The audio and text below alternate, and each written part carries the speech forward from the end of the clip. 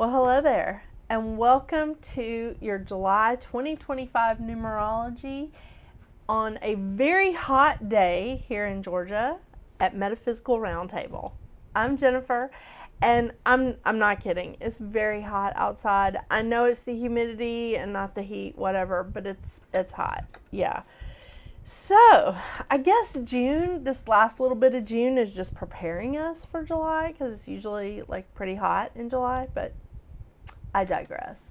All right. So first of all, thank you to everyone who was kind enough to reach out or kind enough to message me and say, I really enjoyed the mid-month numerology. I will continue it this month. We're going to see how long that goes, really. So loving the mid-month numerology, doing a little reading there. I really do appreciate it, and I also appreciate all the feedback that you're giving me about things that I can do to improve my channel. So thank you. Now, I will get into the astrology for July. And remember, again, this is just a snapshot. This is not a really in-depth astrological talk or video. This is just to give you an idea of what is going to happen in July so that you can sort of see like how it's going to affect your life path number. Yeah. All right. So when we enter July, we are carrying over some energy from June. And the biggest energy that we are carrying over is this Venus-Uranus conjunction that we have beginning on on June 30th. So what happens is when planets are within 3 degrees of each other, we call it a conjunction. Now, a direct conjunction is when they're right in alignment with each other. But when they're in 3 degrees of each other, we still call it a conjunction because they're interacting and they're at play. So starting on June 30th, we have Venus and Uranus in a conjunction. Okay? That energy is going to continue until July 7th. Just letting you know. On the 4th of July, Venus moves into Gemini at 11:31 a.m. Eastern Standard Time.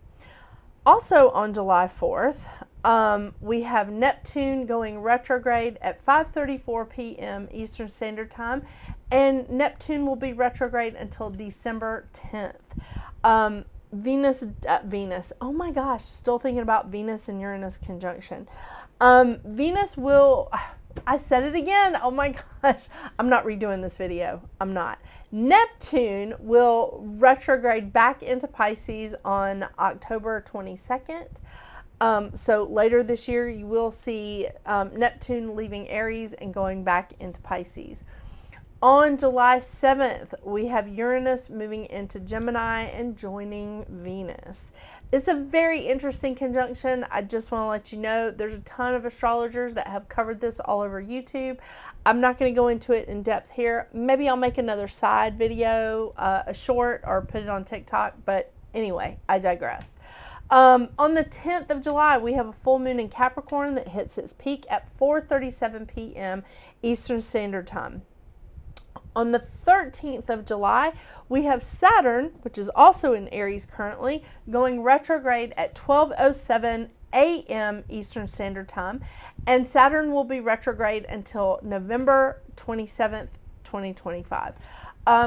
Saturn does also retrograde back into Pisces, but in September. So on September 1st, Saturn retrogrades back into Pisces. On the 18th, and I know you guys have been feeling this energy because I have, Mercury goes retrograde until August 11th in Leo. Mercury going retrograde, we usually feel it like a couple of weeks before the shadow, before retrograde, and then there's a shadow period after. It's really, the shadow period before Mercury retrograde is the worst for me personally. I don't know about you, but I'm interested to know what you think about that. But Mercury does go retrograde on the 18th. On the 22nd, we have the sun moving into Leo, and the sun is so happy because the sun rules Leo. Love that. On the 24th, we have a new moon in Leo that hits its peak at 3:11 p.m. Eastern Standard Time. And on the 30th, Venus, who's been a busy girl this month, Venus moves into Cancer at 11:57 p.m. Eastern Standard Time. So, Venus started off in Taurus, went into Gemini, went all the way through Gemini, and is now in Cancer at the end of July. Very exciting. So we end the month with 3 planets in fire plus the sun. So we've got Saturn, Neptune in Aries, and Mercury in Leo, as well as the sun. And we have 2 planets in water. We have Jupiter and Venus in Cancer, and the North Node is also in water. It's in Pisces. We have 2 planets in air. Uranus is in Gemini, and Pluto, which is also retrograde, is in Aquarius. And we have 1 planet in Earth, which is Mars in Virgo, and it is also there with South Node. So not a lot of grounding energy this month. It is a lot of fire energy. Very important to remember that.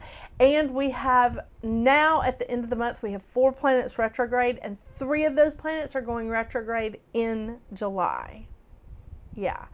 So, I want to get into the crystal because this could help us with all these retrogrades. And retrogrades don't have to be bad energy. It's more about redoing, rethinking, reworking. You know, it's the stuff. Yeah, that's what we have in all this retrograde energy. So let's get into the crystal of the month. Oh my gosh, so excited about this.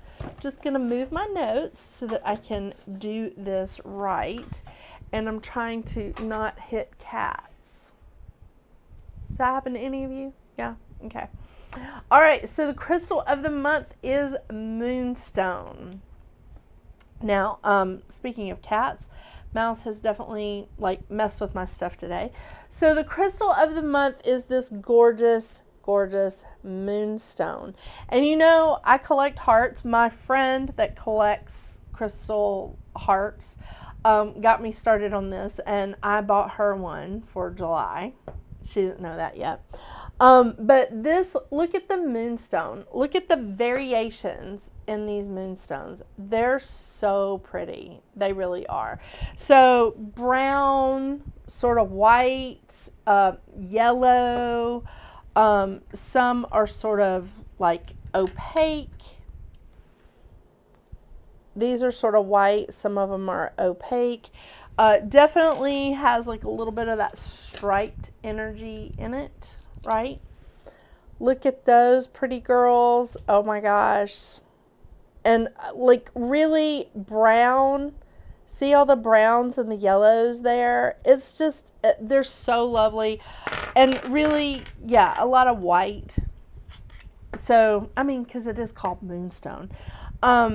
This cute as a button guy at Heart, Soul, and Art here in Marietta, Austin, was the one that suggested Moonstone for July because he is a Cancer. And he actually introduced me to a rainbow Moonstone. I'm saving that for another time, but I did love it. I loved it. So just letting you know. This is the card that I pulled from the Healing Oracle Crystal Reading Cards by Rachelle Charman.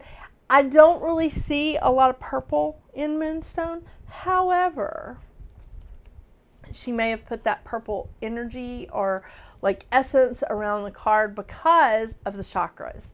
So, Moonstone, and I got all this information from the Encyclopedia of Crystals by Judy Hall and the Healing Oracle Crystal Reading Cards by Rachelle Charman.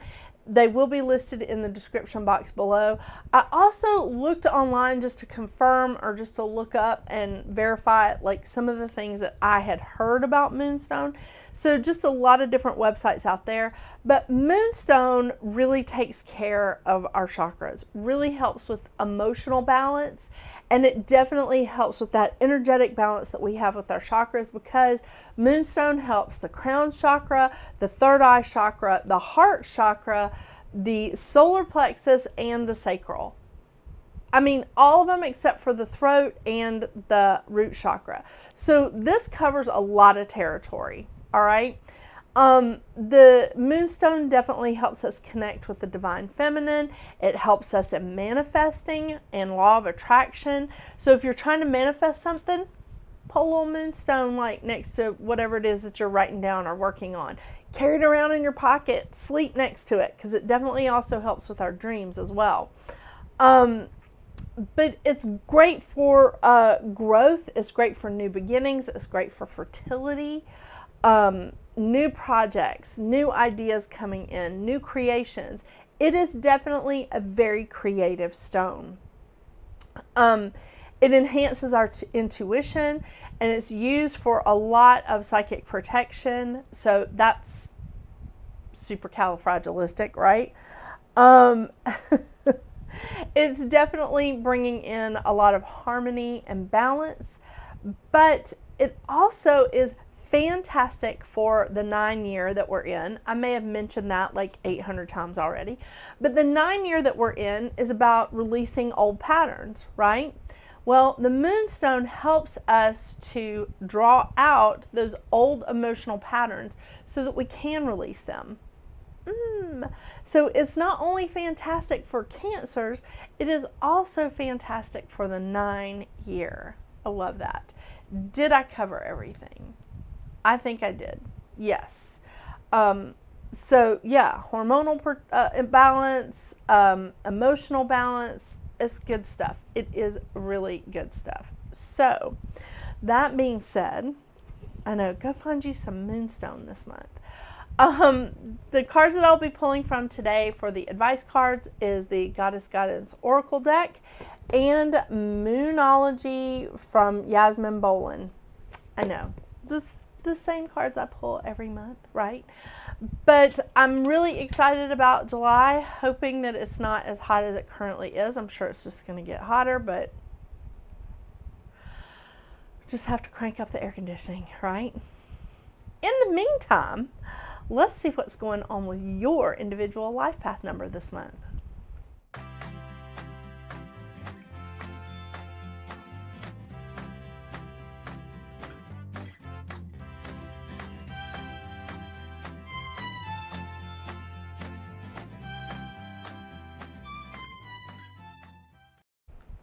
Hello, Life Path 1.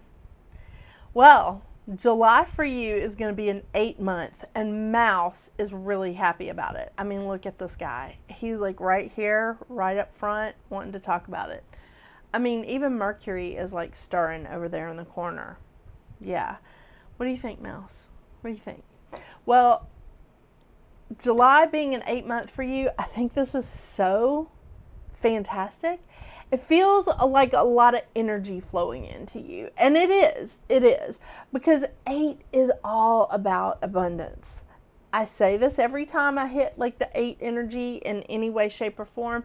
When you turn an 8 over on its side, it's the infinity sign, right?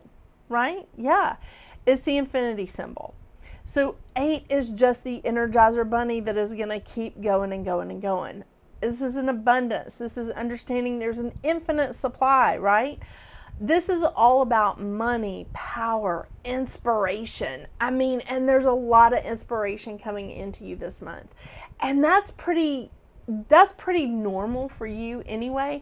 You're all about taking in inspirational ideas, receiving and being open to it. That's like who you are, Life Path 1.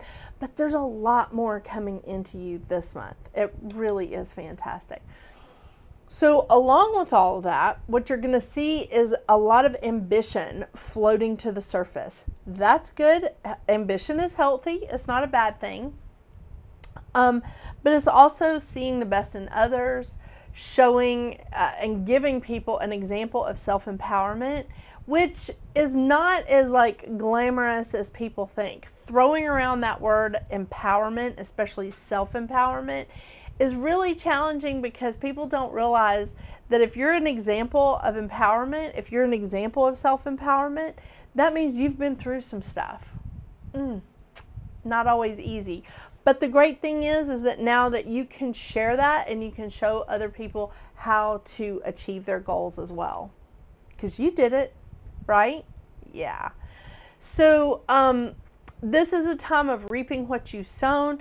This is a time of karma. It's really a time of being like useful, or being like, it's a time of service.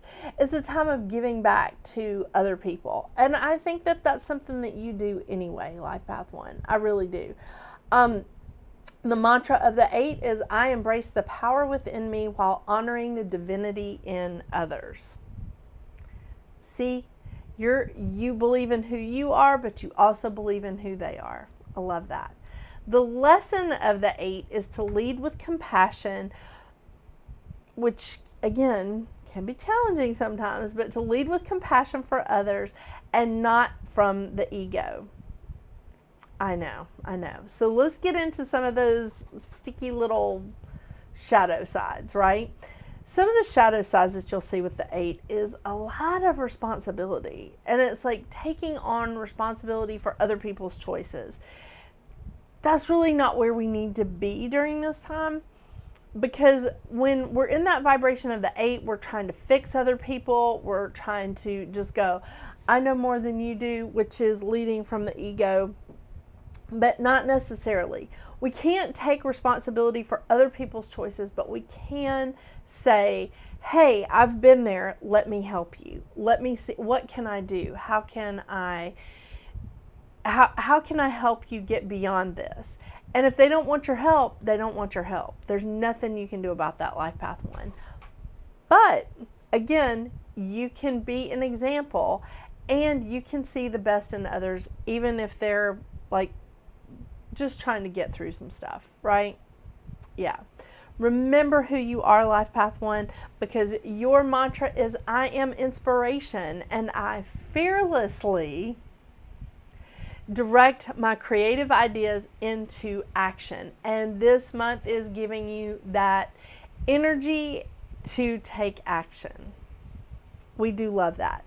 You're all about individuality. You're all about opportunities, taking that initiative, and just running with the inspirational ideas that are flowing into you constantly. We love a 1 in this house. I love all the numbers though. I really do. So this is a great time of you showing independence, but it's also a fantastic time of bringing down some of those ideas of that maybe you've put on the shelf, and just be like, I know there's a gem in here somewhere. Let's see what you got. Let's see what you can bring to the surface. So it's fantastic. It really is. The lesson of the 1 is to push through insecurities and doubt while developing confidence in one's own brilliance. And you are. Every single person that I know that is a 1 life path is like super smart. But the shadow sides, isolation, insecurity, doubt, which makes people think that they're selfish or lazy. And it can even make people think they're aggressive when they're just like, I know I need to do that. But when you start doubting yourself, it really, really bleeds into a lot of areas of your life. So just say, okay, I feel insecure about this thing, but I'm not going to let it eat me up. I'm going to figure it out. And you have all the talents there to do it, Life Path 1. You really do. Yeah. All right, let's see what the cards have for you today. I'll actually switch the cameras.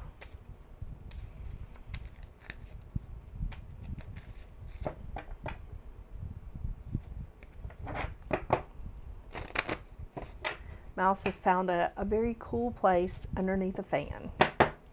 Yeah. That's my boy.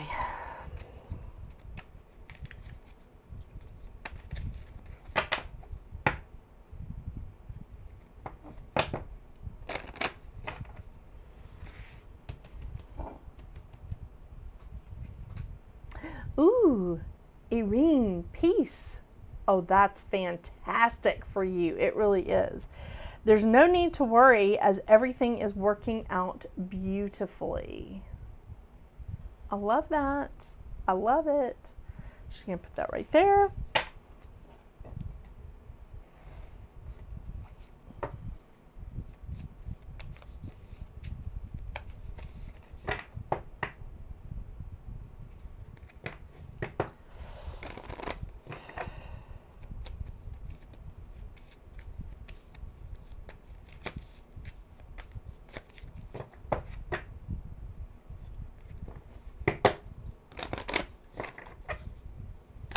Ooh.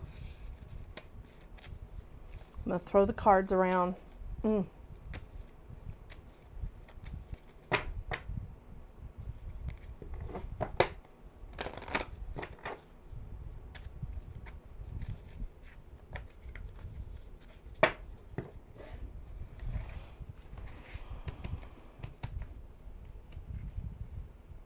Oh, moon void, of course.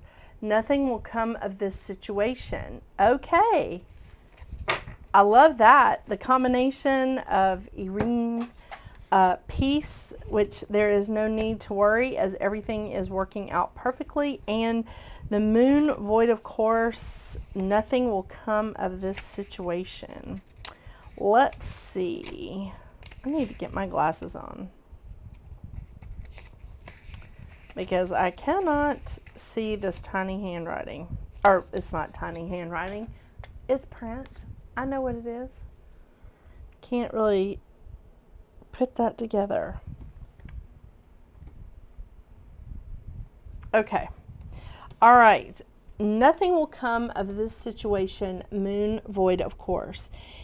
In a form of astrology known as orrery, I'm going to say that wrong, where an astrological chart is cast according to when the question is asked and decoded. A void of course moon means nothing will come of this matter, or the situation will not bear fruit. This may or may not be good news, depending on what you are asking. For example, if you were worried about something, whatever it was, this card can be taken as a sign that there is nothing to worry about. However, if you're asking about a new project of any kind, including a new relationship, it's a sign to adjust your expectations or change things so you get a different outcome. Remember, the cards can only predict what you are currently creating, and you can change that with both your behavior and beliefs. And it says, I trust in my highest good to attune to the moon. Again, there's no need to worry. Things are working out beautifully. Trust in your highest good. I love that. Thank you so much for joining me today, Life Path 1. I hope you have a wonderful, wonderful July. Let me know if you're liking that mid-month check-in, because, yeah, I'm going to continue it this month too. So, but I hope you have a great month. And until we see each other again, get out there and make your magic. Bye.